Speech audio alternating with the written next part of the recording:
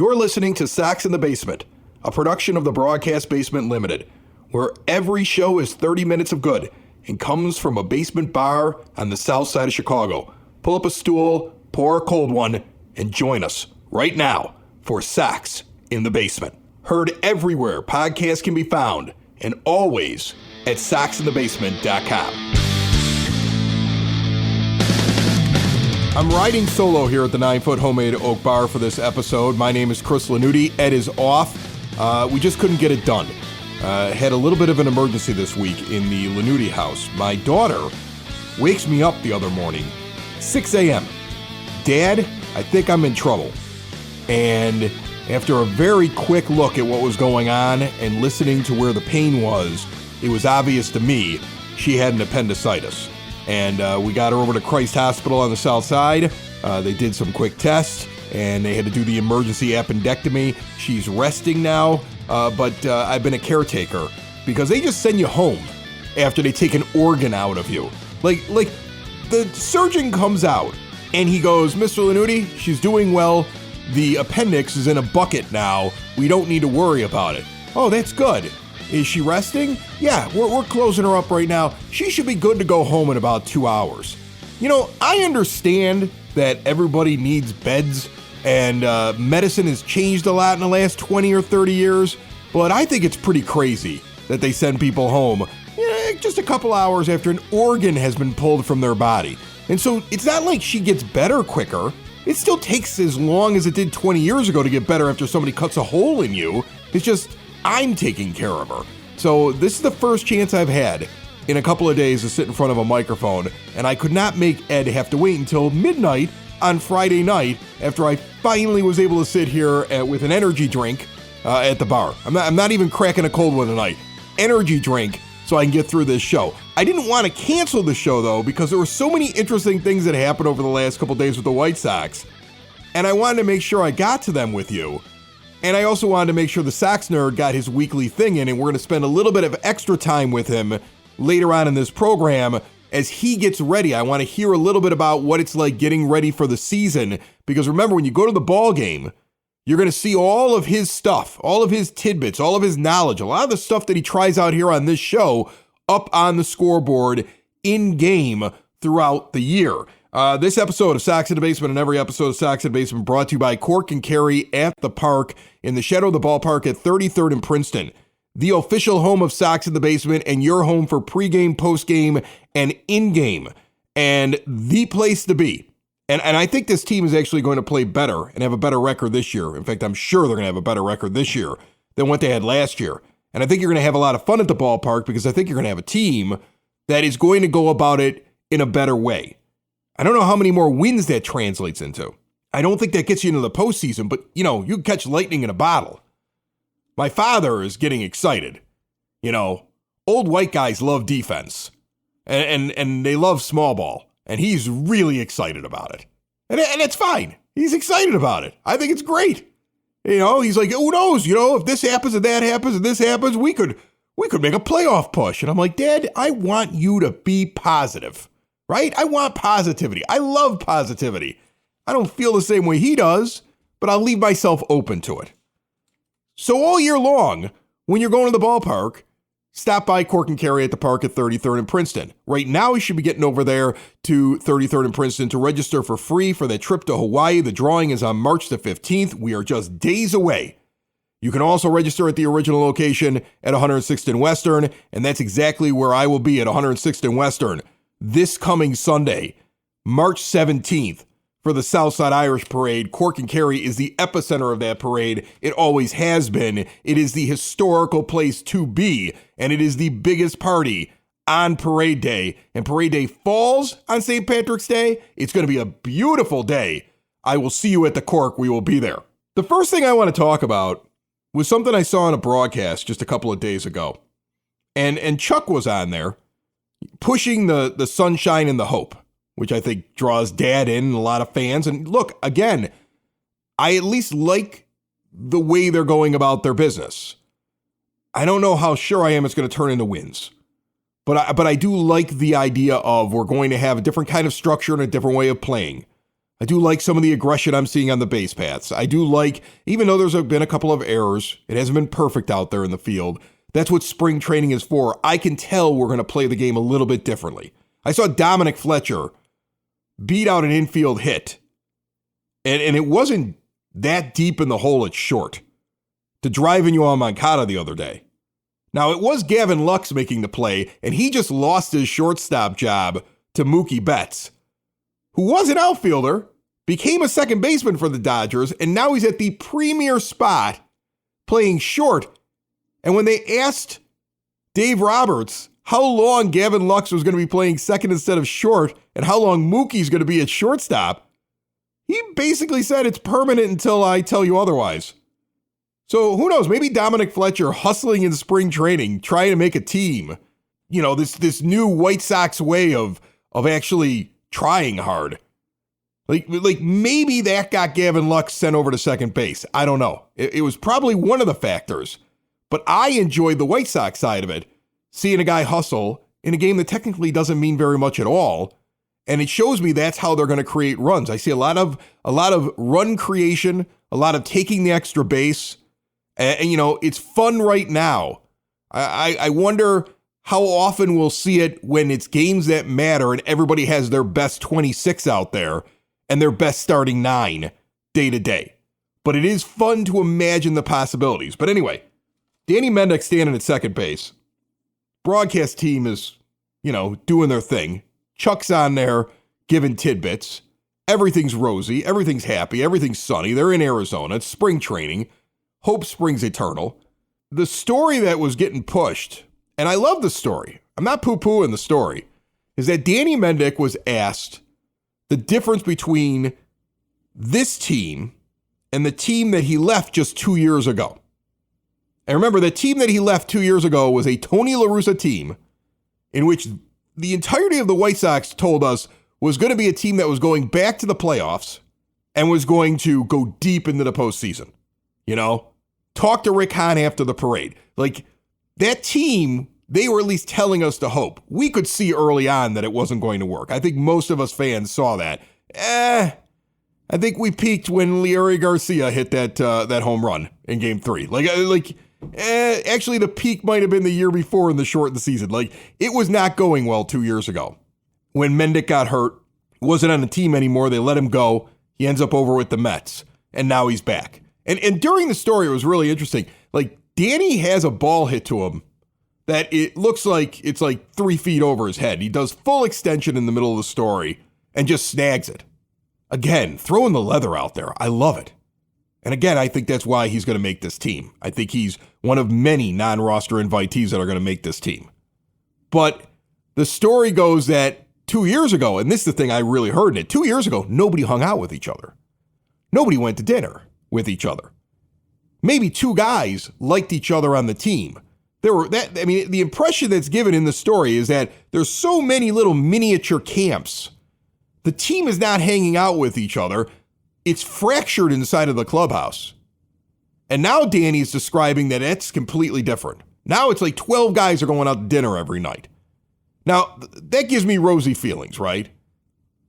It also confirms how I felt about that team with LaRussa as the manager. I think we all kind of felt like that was a really fractured clubhouse. And that he may have done great things in his career. He may be a Hall of Fame manager. I'm not taking away his accolades and what he had done. But his last run with the White Sox was 1 run too many in his managerial career. And that clubhouse was a mess. Now, they would have never have admitted that to you on television. They would have never talked about that on state media, on the network that Jerry Reinsdorf has majority ownership in, back when it was happening.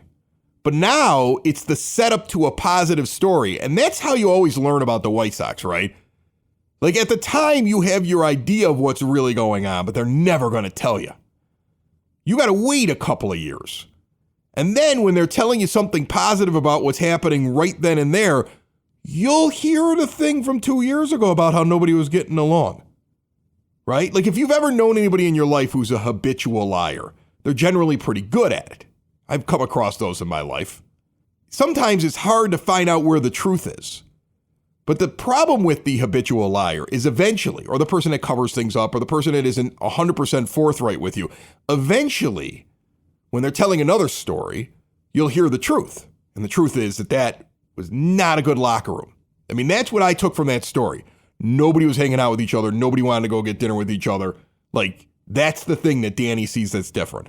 Because now that Mendick's back, everybody's getting together. You're supposed to focus on the everybody's getting together, and since they eat with each other, they're going to inherently be better at baseball. I don't know if that's true, but there were so many problems with that team under LaRussa, and that was clearly one of them. So I'm glad that's at least fixed.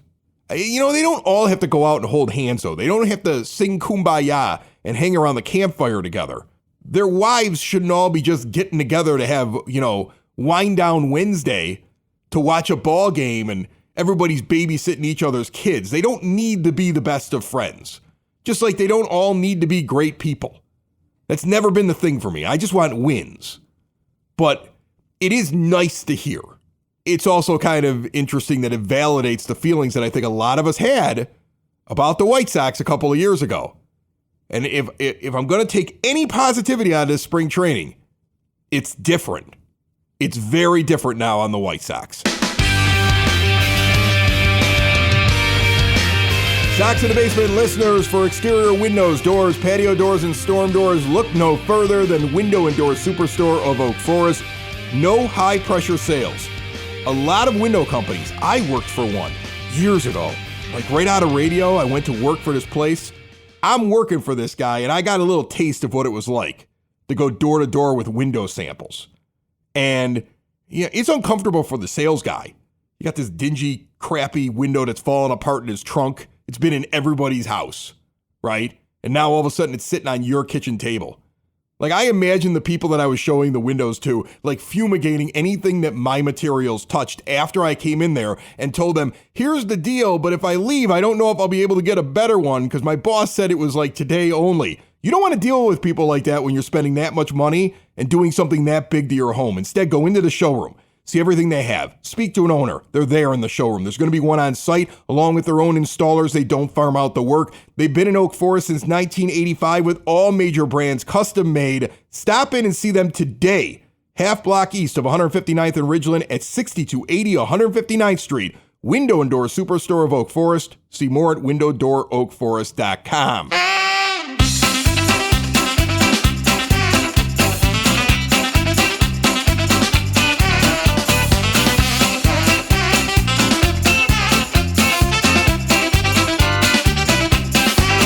Phone line with me right now, the Sox nerd, Dave Marin. He puts up all the interesting tidbits on the scoreboard throughout the season, which is approaching quickly, and he joins us here on Sox in the Basement each and every week. Nerd, what do you got for me? Chris, let's continue to dump out the old Sox nerd tidbit bag this week.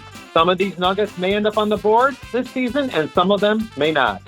Dominic Fletcher, the outfielder acquired from Arizona last month, is 5 feet 6 inches tall. The White Sox have only had one player shorter than that in their 123-year history, and his tenure with the team was, well, short. On September 1st, 1923, 18-year-old Jess Cortazzo, measuring all of 5'3", grounded out as a pinch hitter for Hall of Fame pitcher Red Faber in a 14-6 win over Cleveland at Comiskey Park. It was Cortazzo's lone big league plate appearance, but it was enough to make him one of just 21 players 5'3" or shorter to play in the bigs. Once he appears in a game, Fletcher will become the 14th player measuring 5'6" to play for the Sox, and the first since Chad Fonville got into 9 games in 1997. By the way, Walt "No-Neck" Williams is the Sox career leader among players 5 feet 6 inches tall with 20 home runs. Speaking of No-Neck, if Fletcher starts on opening day, he will be the first 5'6" Sox player to start in a season premiere since Williams in 1972. Should Andrew Vaughn hit 15 home runs in 2024, he will become just the 4th player in Sox history to reach that plateau in each of his first 4 major league seasons. The only other Sox players to do that are Jose Abreu, Carlos Lee, and Alexei Ramirez. Pitcher Matt Foster was recently placed on the 60-day injured list for the second time. I'm going to miss him solely for his unparalleled interleague prowess.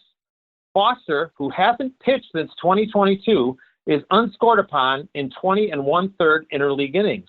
No pitcher in big league history has that many scoreless innings in interleague play. I bring this up now because I don't know if I will ever have need for this stat again. Before I get to my zinger, I remind you that pearls like these and others can be found on my blog at soxinthebasement.com. My zinger? Nicky Lopez is on track to start at second base for the White Sox on opening day. Should Naperville Nicky do that, he will join Springfield's Tim Hewlett, Posen's Don Callaway, and Chicago's Roy Schulk as the only Illinois natives to open the season at second base. The last Illinois-born player to start on opening day for the White Sox was the great Jim Thome in 2009. That's it, Chris. Probably more than you wanted to know about short people, no neck, especially Matt Foster and Naperville Nicky. The Sox nerd Dave Marin is brought to you proudly by the Village of Lamont. Want to experience a downtown with real history, great eats and drinks, and green spaces filled with adventure? Visit the Village of Lamont. Shop, dine, drink, explore, and see everything they have going on this weekend and beyond at lamontdowntown.com. As I'm flying solo today, I figured I'd have you hang out for a moment, nerd. I am curious as to what you're doing right now to get ready for the start of a brand new season. Well, right now I'm just culling information and facts and tidbits on White Sox players, and then the first two teams from the first homestand, that would be the Detroit Tigers and Atlanta Braves, and I'm deciding which ones that are going to be used for as like my statistical base for the whole season. And I input them on a sheet and I save them and I keep going and going. So it's quite a laborious process.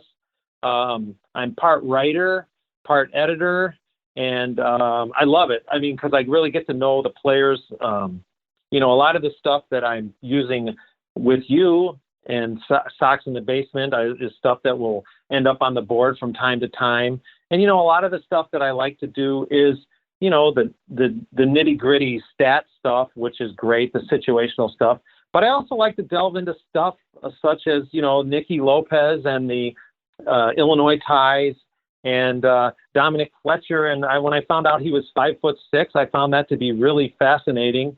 And I try to look for little streams of statistics, like that Andrew Vaughn one where he's reached 15 homers. It could be the fourth time that he does that, and try to link these current crop of Sox players to the great and glorious past of the Sox. So, it's also kind of funny too, is I know people really don't pay a bunch of attention to these spring training games, but early in the season, you can find a couple of good spring training nuggets that you put up on the board in April that really are interesting. And the one that I point to is I'll run that Ohtani one with Crochet striking him out. I'll run that a lot in early April because, it's just kind of an interesting thing. And then once the season goes, I kind of throw out the spring training stats. So that's a long-winded answer for saying, I'm just really just digging around for information. Well, and I would think that you have to look at what's going on in terms of the formation of the team this year. Who's going to be new. So that's got to be fun because you got a bunch of guys that are new and you're like, oh, this is like a brand new pool to dive into. But then you're also probably trying to figure out who realistically is making the team, because you don't want to do a ton of work on a guy that ain't going to make it. So you're probably sitting there going, okay, well, who do I really think is going to make the team? And we may have a lot of non-roster invites actually making this team. Right now, Danny Mendick looks like he's got an inside track. It looks like Mike Moustakas could make this team. It looks like Kevin Pillar is going to make this team. You're going to have a brand new right fielder in Dominic Fletcher. And then you have other guys that, they're not eliminated yet. So I'm curious, are you already starting to separate out the guys that you're pretty sure are going to make it? And you're kind of we'll work on that guy if he surprises and makes the team? I'll probably build most of the players because, last year the Sox used a record amount of players and, guys are constantly coming up between, the minors and the Sox or whatever. So I will try to just build a base on everyone, just try to get something on everyone because, a lot of times you'll walk into to start your day and they'll say, and there's a roster move and you don't want to be caught completely unprepared. So probably most of the guys how many guys are in camp now? 75. I'll have at least something on just in case they're called up. I will have something. But yes, you're right. I mean, there's a base of players that I will focus on and try to get as much information on as possible. I would also, if I were you, I would also be keeping track of stats that have to do with Michael Kopech, difference between the bullpen and the starting rotation, because I'm starting to think there's a possibility he, even if he ends up starting in the starting rotation, could be in the bullpen before this year is more than halfway done. And like the comparisons of numbers for Crochet in one role and another role, because you might see him in multiple roles as well. I love those splits. I dig into them here on Sox in the Basement, and then a lot of times they'll end up on the scoreboard, particularly the starting versus relieving and things of that nature. If Kopech has had a really good outing in relief in the past, I like to put that up there just to show that he's had success. So yes, splits are something that I definitely delve into a lot during the season. Is there anything new before I let you go? Have you heard anything new, different graphics, different updates? Is it going to look basically the same this year, or is that something you're going to find out a little bit closer to opening day? That's something we're going to find out as we move forward, but I can tell you this much. It's going to be great. That's the Sox nerd, Dave Marin, and we'll check in with you again next week, buddy. Can't wait.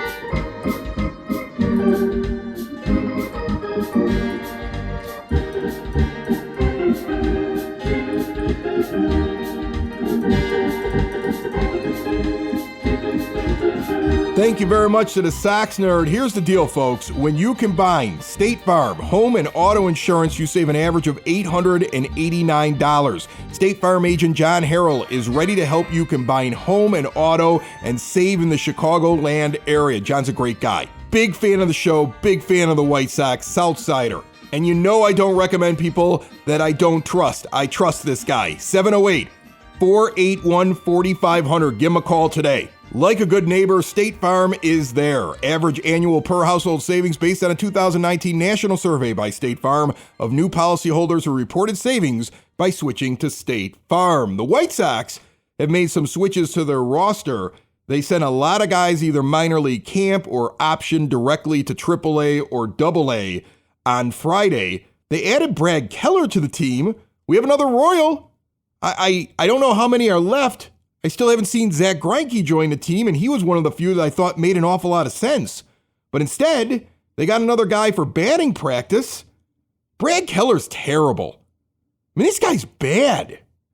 Isn't this the guy, too, that had such a beef with Tim Anderson and the White Sox over the last couple of years? What are we saying here? Is this a direct way of saying that things have changed here? And that's why it's okay to bring in Brad Keller? Because you're not bringing him in for his skill level. And I'm sorry, he's probably a wonderful person. I say it all the time when I'm a guy isn't very good at baseball. But there's a reason he's on a minor league contract. And I think the only reason he's here is because he's a former Royal. Somebody in the brain trust that Chris Getz trusts, because he needs that comfort around him, said, hey, I've seen this guy before.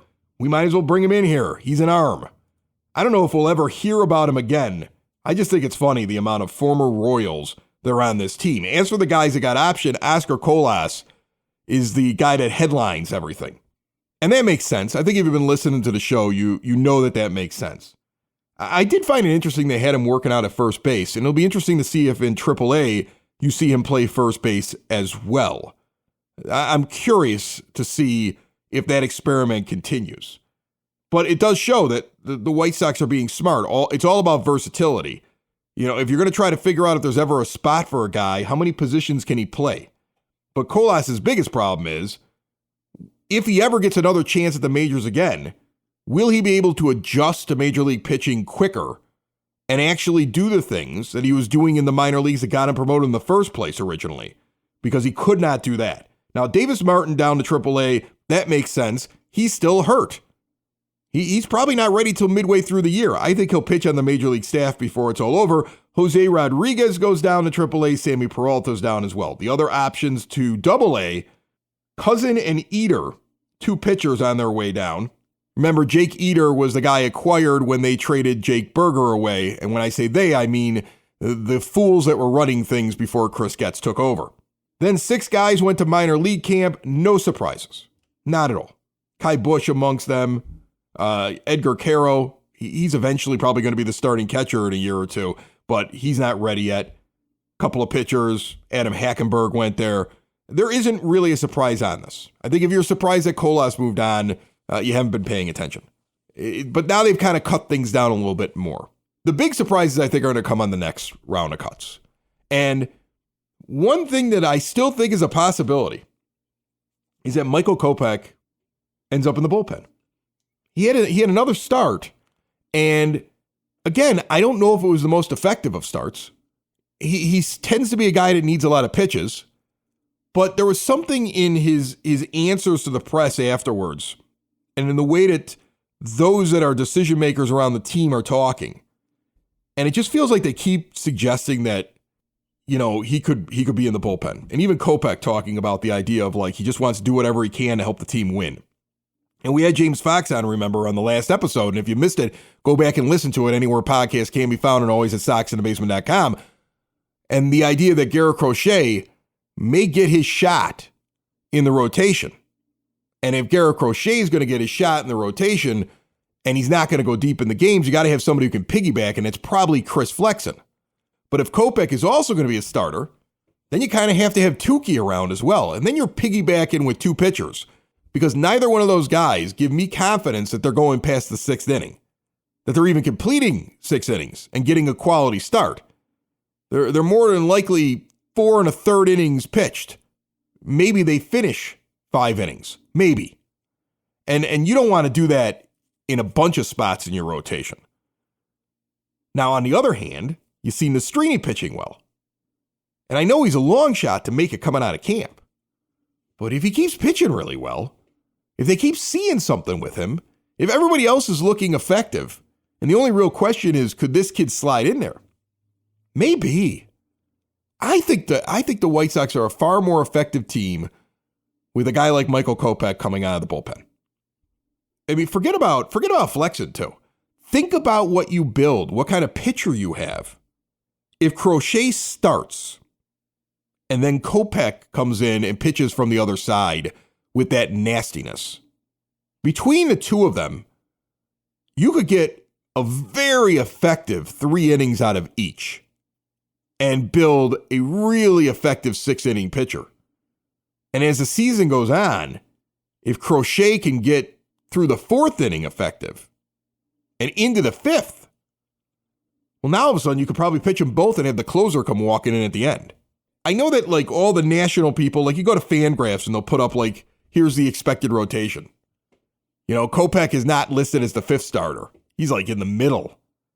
And you see a lot of the mainstream media covering it. It's the same way. But I think this is the guy that it's still, I don't think is determined. I think it's just as up in the air as to what Crochet's role is going to be as what Kopech's role is going to be. I only say it because of his comments after the last start, where it just seemed like he understood that it wasn't set in stone. He feels like he's effective. He's throwing his pitches for strikes. He's willing to do whatever it takes to help the team win. That makes me feel like there's been discussions. I still believe there's no way he makes it to the All-Star break and he's still a starter on this team. Maybe he shocks me. Again, I would love it if he shocked me. Shock the hell out of me, man. I think one of the shocking things you also may see before the year is over is that this Deloach, the other outfielder that they got from Seattle, you see him in the B game against the Dodgers, and the B game had Tyler Glasnow on the mound, and everybody else was getting mowed down, and that kid was just collecting solid hits into the gap, out into the outfield. He's got potential. You look at some of the trades that have been made, not only by Getz, but even the one at the end where Hahn made his deal. First of all, think about he got the return for Giolito when he deals him, and then look at what he gets when he makes those trades with the Dodgers. And he gets back Leisure, who's probably going to make the team, and look at how Nastrini's pitching. I mean, it is easier to trade talent for prospects than to do some of the more intricate things that a general manager needs to do. So trust me, I'm not sitting there saying that the guy was a genius.